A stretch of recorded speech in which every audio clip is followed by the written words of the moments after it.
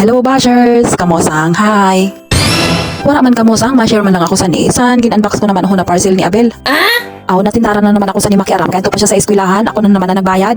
Yun. Taan nyo baga, kaya niya naman lang ako sa ni Nakaaram na ugali sa ni.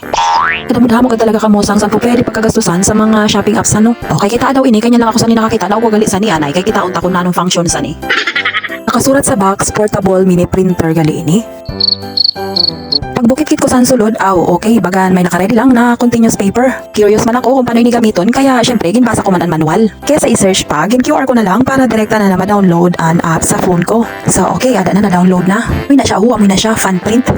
Testingan ko na ini pagbukas ang apps. Nag-una-una na ako pag-explore sa hikay para pag-abot ni Abel, hindi niya ako maistoryahan saan gin-order niya.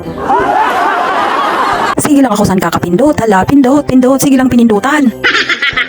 Basta madiscover mo na eso, kasayon man lang galisit. Nagpili ako sa picture sa gallery ko na gusto ko i-print.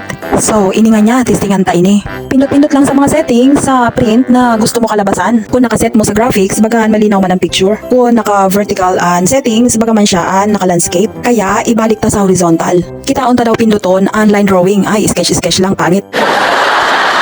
Sige, balik nga niya natin sa graphics. Okay, amo na ini. Pwede na i-print o garing wala man saan option saan kung i-colored or hindi. Pagka naka-steady lang talaga siya sa black and white. So, hindi ko bagali na turn on na mini printer. Ang sabi, i-turn on ko man daw ang akong Bluetooth para mahanap ang device. Okay, ada connected na. Amo na ini kamosang ho ang kinalabasan sa iya print kita baga.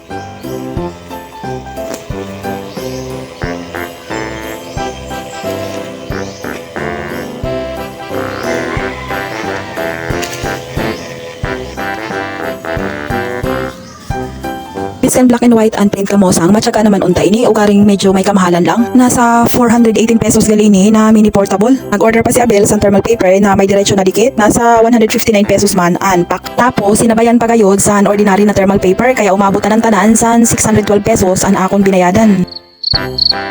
So, Maria Josep. Yun.